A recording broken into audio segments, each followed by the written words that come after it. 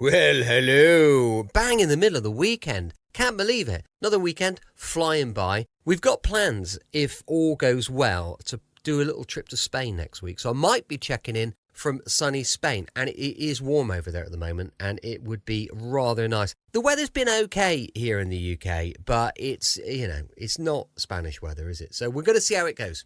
For now, thank you for joining me once again for our regular late night visit. Lola's sat behind me. She's fast asleep on her little bed. She's probably feeling a bit on the chilly side because she went yesterday for her very first groom. And the problem was, because she had all her kind of baby fur, because she got quite long fur, hers little Lola. I don't know if you've seen her pictures, but if you have, you'll see she's got quite long fur and she's very cuddly and very fluffy. Well, not right now, she isn't particularly. All underneath, her fur got really matted because she's always, as you can imagine, with where we live here on the south coast, she's in and out of the seawater all the time. It got really matted underneath and sort of on her chest a bit. So we took her in. Well, they had to strip the lot back. Very, very different at the moment. We don't have quite our little fluffy baby that we usually do, but she's fast asleep behind me at the moment. Very stressed, I'm sure, over all the work that was done on her fur. Let's crack on. I'm Brett. I'm your host for our Nighttime podcast. Welcome to another episode. I've got Facebook, Instagram, and YouTube. They're all called Brett's Old Time Radio Show. If you can check those out, that'd be great. Don't forget, we've got our brand new podcast,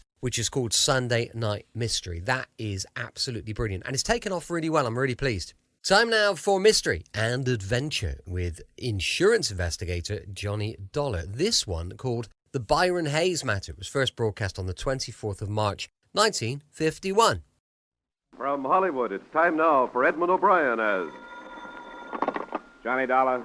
The insurance investigator that's working on the Byron Hayes killing? That's right. Who's this? I got a few things to say about the shooting.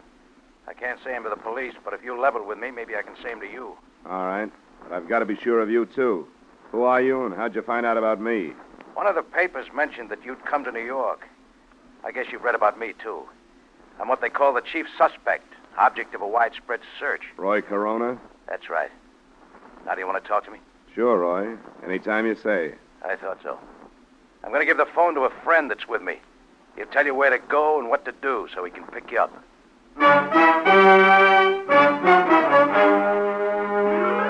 Edmund O'Brien in another adventure of the man with the action-packed expense account, America's fabulous freelance insurance investigator. Yours truly, Johnny Dollar.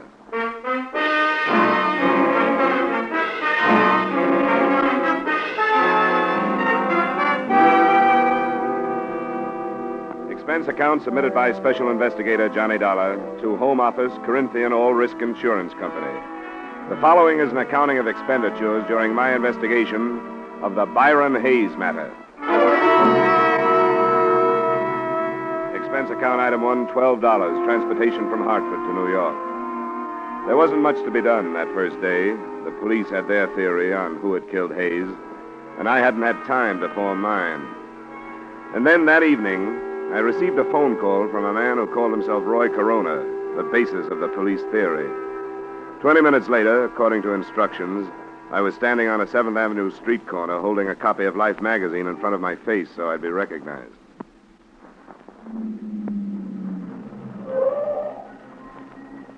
Hey, you. Yeah? What's your name? I'm your man, all right, Dollar. Come on.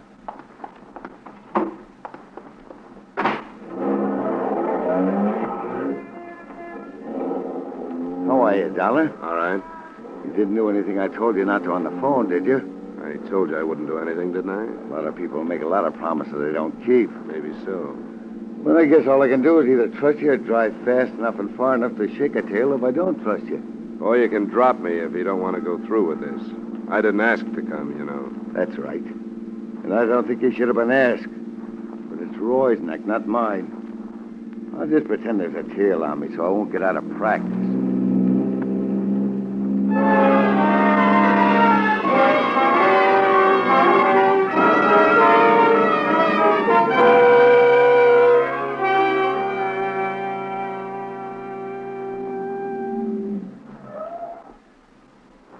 Doorway next to the poultry store there. Thanks for the ride. It's on the ground floor, second door back.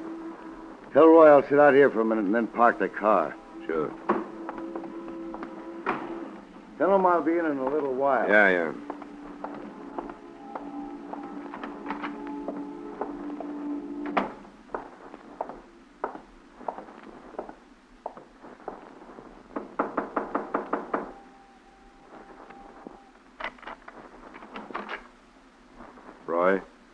Yeah.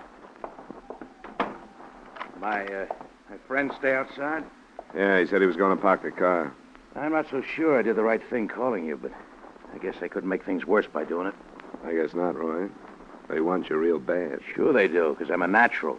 Once you've been in prison, you're a natural for anything. There's more to it than that, isn't there?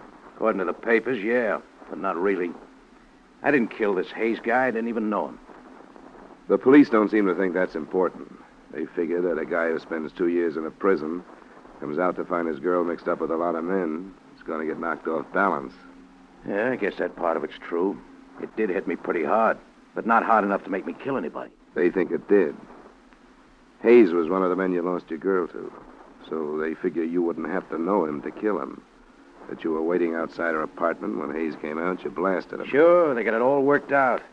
The only thing wrong with it is that it ain't true. They don't care about that, but I do. If you can prove they're wrong, you got nothing to worry about, have you? My proof that I was someplace else is a couple of ex-convicts like myself. Statements from guys like that are broken down before they even make them. Isn't that right? I guess there could be better alibis. Why did you bring me here, Roy? Try out your alibi on me or to tell me who killed Byron Hayes? I don't know who killed him. But it would help if you believed that the proof I was someplace else would stand up.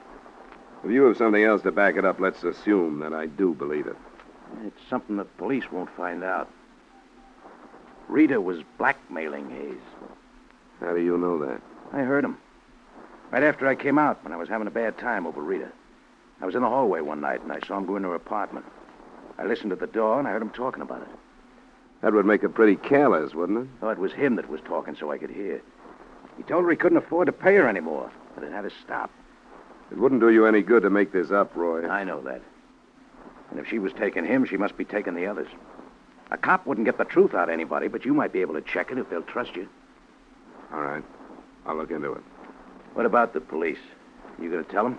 That I got it from you? Yeah. They'd either toss me into a cell or laugh me out of town if I did. Unless you'd like to stick around and back me up. No, I don't think I will.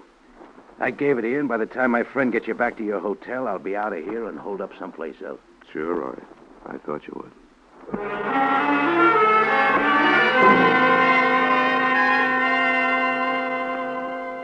The only reason this tip from the number one suspect meant anything to me was that to date, no progress at all had been made.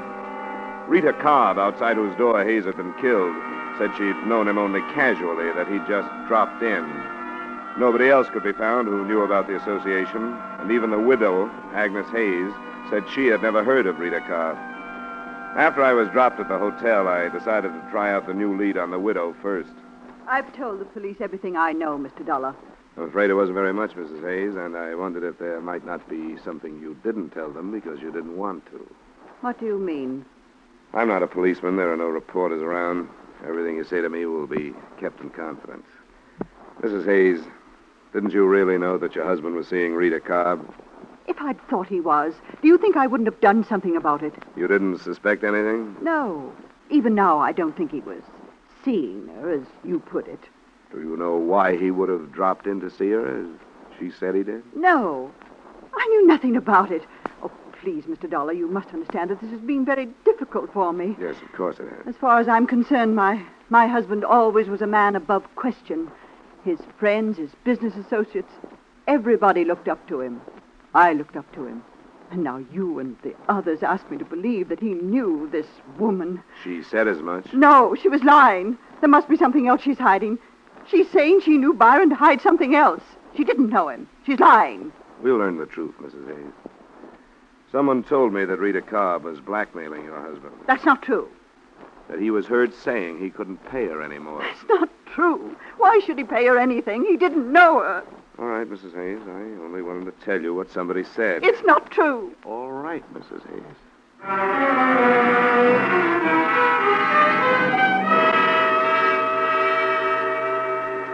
I thought a little more of Roy Corona's lead after I got the widow's reaction. Nobody can deny so vehemently and not be doubted.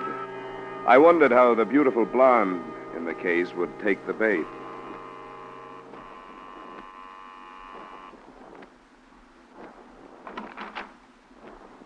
Hello, Miss Cobb. Hello. I'd like to talk to you. Why? I told you and the police everything I know. That's what Mrs. Hayes told me just a little while ago. I think I'd better come in. No. You have no right to do I this. suppose not, but you have no right to hold back information from the police either. I haven't held anything back. I want to be sure of that. So far, the police and I have been working completely blind. Nobody has known anything. Hayes is shot to death right outside your apartment, and nobody has the faintest idea why. Do you think I'm enjoying it? Do you think I like seeing my face plastered all over the papers, labeled the mystery woman? Don't you think I'd like to see this cleared up? Would you like to see it come out that Hayes was more than a casual acquaintance of yours? I met him once or twice, that's all. Why did you say that? How many other casual acquaintances do you have? I don't understand. What about a man named Arnold Smith? How did you find out about him? That's not the point.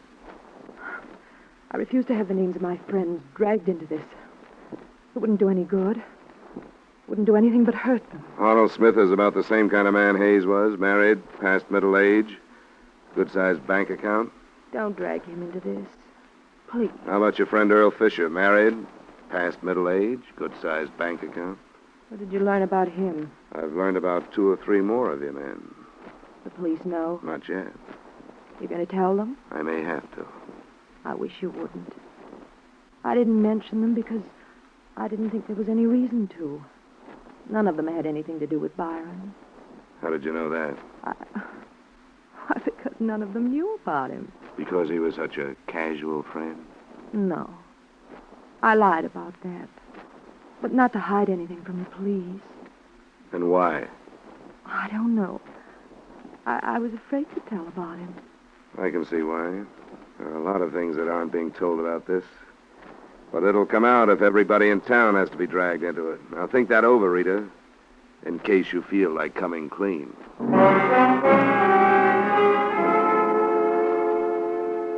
She didn't feel like saying any more to me anyway. It was about 10 p.m. when I left her. And my first stop was a phone booth a half block away from her apartment building. I dialed a number and got what I'd expected, a busy signal. It was nothing definite, but I would have staked my expense account total on the hunch that she was warning somebody. To bear me out, the phone was ringing in my hotel room when I got there. Johnny Dollar. This is Earl Fisher, Mr. Dollar. Earl Fisher? Yes. You mentioned my name to Rita Cobb a short time ago. Yeah? I had a feeling I should have talked to someone before this. That's right, you should have. I hope you can understand, however, my feelings. I naturally didn't want my name to enter this public. Naturally. I have a great deal to consider. A family, reputation. Yes, I understand, Mr. Fisher. But I feel that I have to talk to you. Did you tell Rita Cobb that you were going to? Hardly, since she threatened me with dire consequences if I did. All right, Mr. Fisher. Where can we get together? I'd have to know that I could count on your confidence, at least temporarily. I think you can count on that. Could you meet me this evening? Where? Do you know Ricky's Club on Lexington near 80th? I can find it. Then shall I see you there in 30 minutes? The bartender will point me out to you. I'll be there, Mr. Fisher. Thanks for calling.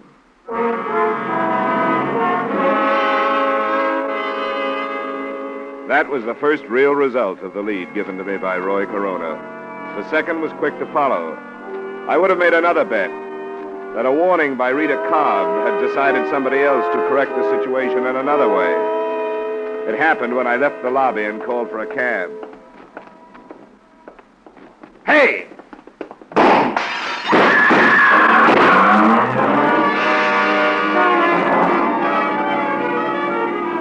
The shots came from a car, double parked. First, I saw the pistol come out of the window.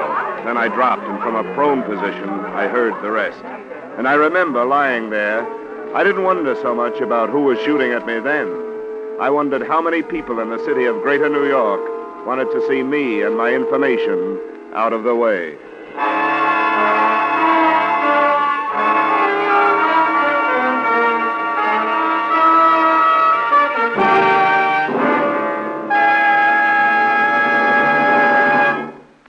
We will return you to the second act of yours truly, Johnny Dollar, in just a moment. For another great crime-hunting drama, spend a half hour with CBS's Gangbusters every Saturday evening. On gangbusters, sheriffs, police chiefs, and district attorneys from American cities and towns tell the story of their manhunts. Fine cast of top actors join them to reenact these real dramas of crime busting in action. Gangbusters is heard every Saturday evening on most of these same CBS stations. Be listening this Saturday, won't you? And now with our star Edmund O'Brien, we return you to the second act of yours truly, Johnny Dollar.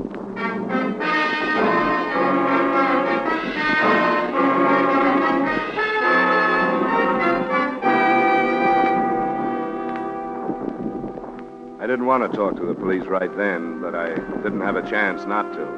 A patrolman was on the scene almost before I could get up off the sidewalk. And 25 minutes later, I was in my room with the sergeant of detectives I'd met earlier in the case. What's going on, Dollar? Who's out after you? I think I was mistaken for somebody else. Now, you know better than that. I've got witnesses that for 10 minutes a car was double parked in front of this hotel. And that time, 4 or 5 men came out of that lobby. But the minute you step out, they open fire. Now, that doesn't sound like a mistake, does it? It still could be. Are you holding out anything, Dollar? I don't know who shot at me, if that's what you mean. That's only part of what I mean. I don't want anybody killed working on one of my cases. Now, what have you dug up? If you don't give it to me, I'm going to put you under wraps for your own good. Okay, Mayor. Oh, then you do have something. Well, I didn't think much of it at first. It was a lead on Rita Cobb. What kind of a lead? On what might really have gone on between her and Hayes. Where'd it come from? I took it to the widow first. She still denied knowing her husband was acquainted with the Cobb woman, but she may have realized that by admitting it, she'd be giving herself a motive. That's not new. No, but the possibility of blackmail is. And she could have known about that, too. Blackmail? Where'd that come from? I can't tell you, but I think it's worth something. I have a list of names. Men who might be on the same spot that Hayes was. Got it written down? Yeah, right here. Where'd you get this, Dollar? Names, addresses, and occupations. Sorry, I can't tell you that. You're going to refuse to answer police questions? Just that one. I'm not trying to hog your case, Sergeant Middleton, or trying to be hard to get along with. But you've got to understand. You must have given your word to an informer somewhere along the line. All right, we'll let it pass for now. Thanks.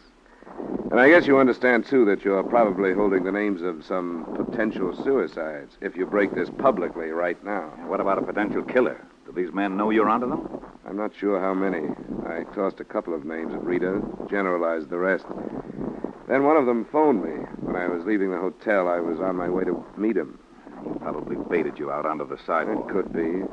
I couldn't tell where he was phoning from. Maybe right downstairs. Which one was he? This one, Earl Fisher. Married, family, fairly big gun on the stock exchange. Motive enough to make a try on you? No proof that he fired the shots, but I'd pick up Rita Cobb as a material witness or something. Somebody might think of putting her out of the way if they haven't already. No, not if they know you have their names. Well, I guess you're right. But I'll pick her up anyway. Let me get on the phone. Just try a check on Earl Fisher.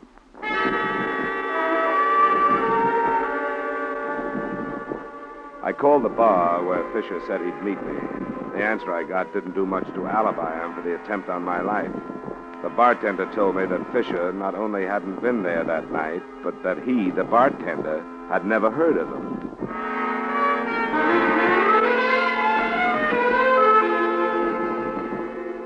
While Sergeant Middleton went out to pick up Rita Cobb, I hopped a cab, went back to the Hayes address to try the widow again.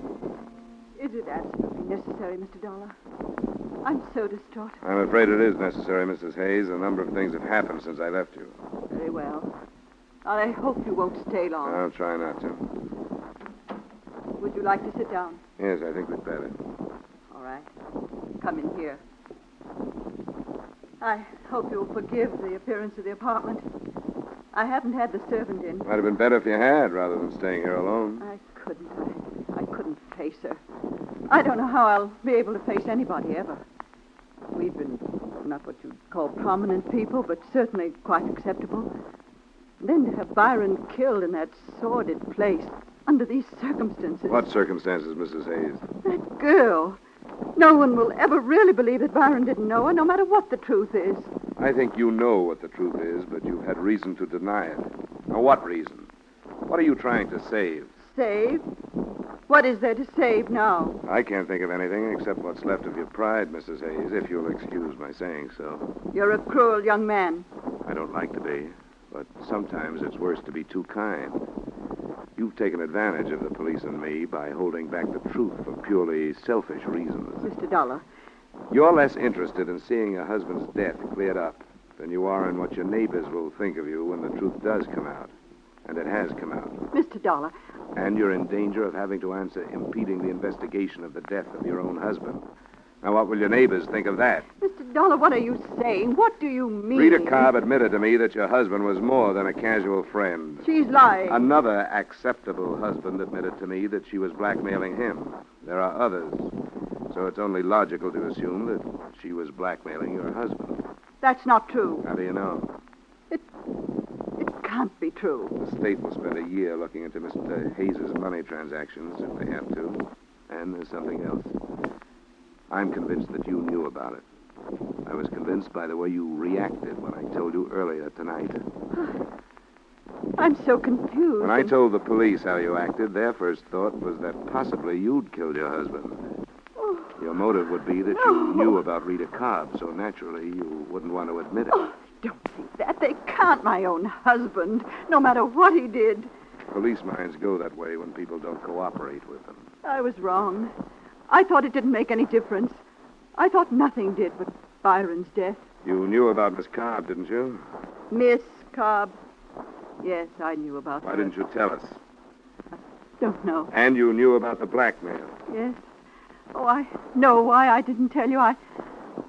I've been trying to spare myself, as you said, but for far worse reasons. I'm responsible for Byron's death How, Mrs. Hayes? because I was a righteous wife. It wasn't enough that I found out about her and her blackmail, but I wasn't big enough to forgive him or even think calmly. If I had been, it would have ended. Then there would have been no reason to consent to blackmail. You learned just recently, then. Yes. I made him go to this woman. I made him go and tell her that he was through and that he was going to report her to the police. That's why he was killed. I sent him. And I was afraid to admit my responsibility. He was killed night before last. You must have learned that day. A man came here. He said Byron knew that woman. I didn't believe him. But when I faced Byron, then I knew. This man. Did he give you his name? No. What did he look like? Was he dark? Not quite as tall as I am? Yes. Oh, please go. I've told you. I've told you. Now I want you to go.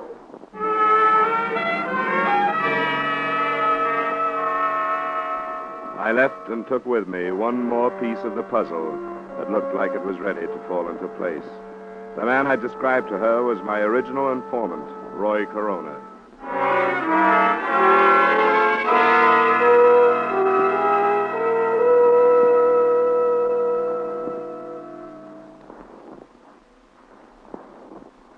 This is serious, Dollar. You shouldn't have met with Roy Corona without telling us about it. I don't think your best squad car could have tailed the guy that drove me, Sergeant.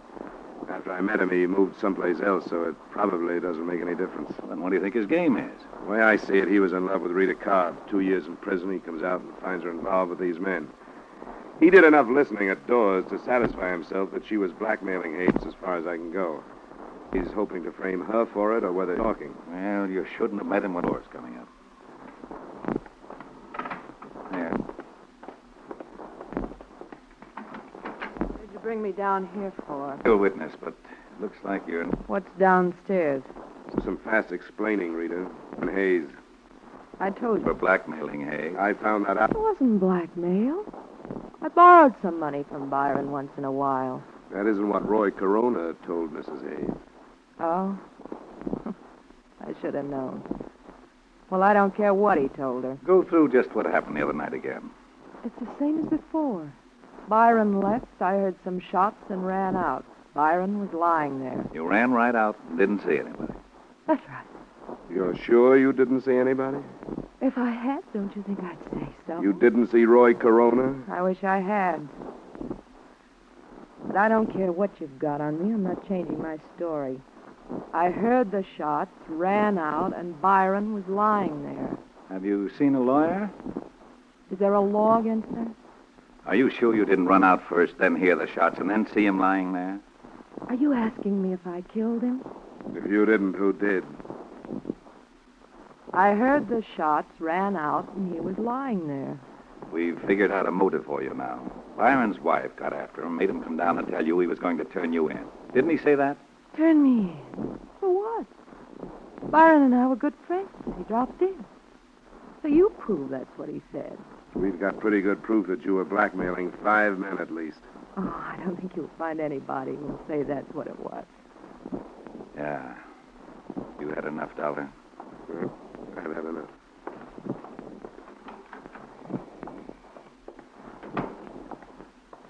I'm going to see her charged with murder tomorrow. You've certainly got enough.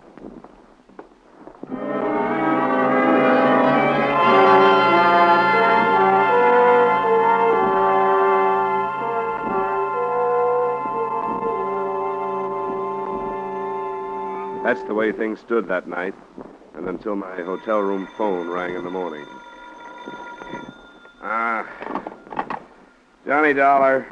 Dollar, this is Roy Corona. Yeah, what do you want? I read in the morning paper they're charging Rita with murder. That's right. She didn't do it. I did. What are you talking about? What's the matter with you? Nothing's the matter with me. Only she didn't kill him, I did. I shouldn't have, but when I found out she was seeing him and she wouldn't see me, I went crazy. I saw him come out of her apartment and I killed him. I want you to come and get me. Nobody has to come and get you, Roy. Nobody's interested in you. If you want to make a statement, look up Sergeant Middleton and make one. I can't do it that way. Look, I'm where you first met me. Bring the sergeant and come out after me. And do it fast before I change my mind. Hello? Hello? After working half the night, it bothered Sergeant Middleton even more than it did me. But it was something that we thought we should look into. About 45 minutes later, we were knocking on the door of the dingy room next to the poultry shop. Who's that? Dollar? That's right, Roy. Well, you came too late. I told you I might change my mind. Well, I have. Oh, come on, Roy. Don't be ridiculous. No, I killed him. And if there's no chance of working out a life with Rita, you might just... Look, Roy, everything is just... Okay, Dollar, let him have it.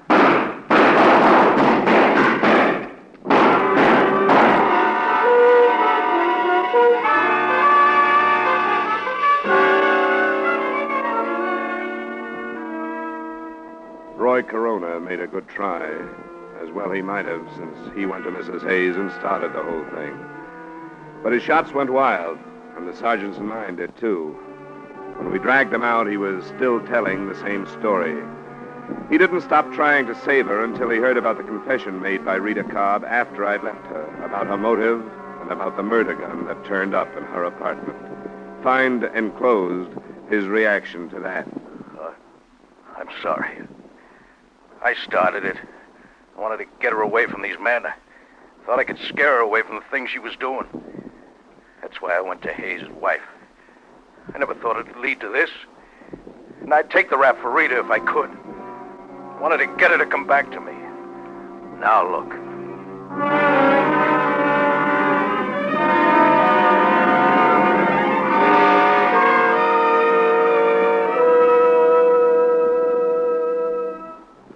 Expense account item 2, $140 miscellaneous expenses in New York.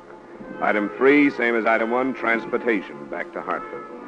Expense account total, $180.80. Remarks? Earl Fisher, the man suspected of shooting at me, was brought in for questioning. Because there was no proof, he survived that. But I felt sorry for him. I saw his wife, and what lay ahead for him at her hands was obvious. He was a condemned man. Yours truly, Johnny Dollar.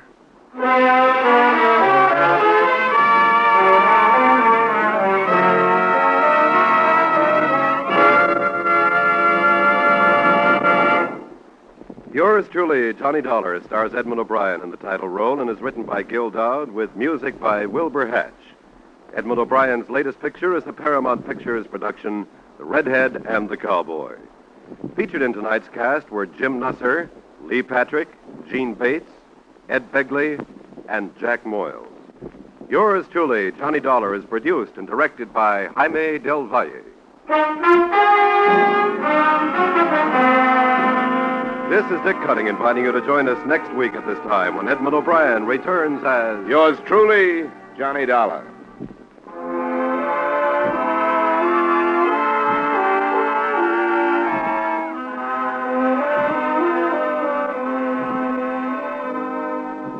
It's faster, it's funnier, it's got new life and a brand new punch because Jan Murray is taken over. It's CBS's Saturday night musical quiz, Sing It Again. An hour of mirth, melody, and money that's heard on most of these same CBS stations. Yes, Jan Murray is your new host. Alan Dale, Judy Lynn, the Riddlers, and Ray Block are your music makers. And there are still loads and loads of cash for identifying the new Phantom voice. Be sure to hear the new Sing It Again, starring Jan Murray, tonight on CBS. Stay tuned now for Von Monroe's Caravan, which follows immediately on most of these same stations.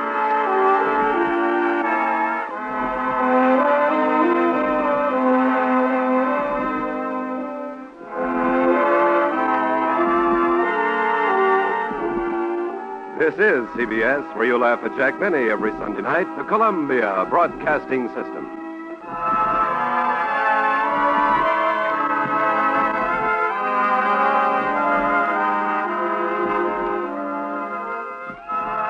Welcome back. Hope you enjoyed our latest adventure with the brilliant insurance investigator Johnny Dollar. And with it being a Sunday, we're back tomorrow with A Man Called X, going live at 5 p.m. GMT. As I mentioned earlier, we've got a new channel, or a new podcast. It's called Sunday Night Mystery. It's available everywhere. So just have a little listen. They're only short. They're like sort of 10 minutes, something like that. They're not very long, but I think they're quite informative. If you've got any feedback on them, I'd love to hear it. Really would. Thanks for listening. I'll be with you 7 days a week, each and every week. And I'll see you tomorrow on Brett's Old Time Radio Show. Love you. Bye.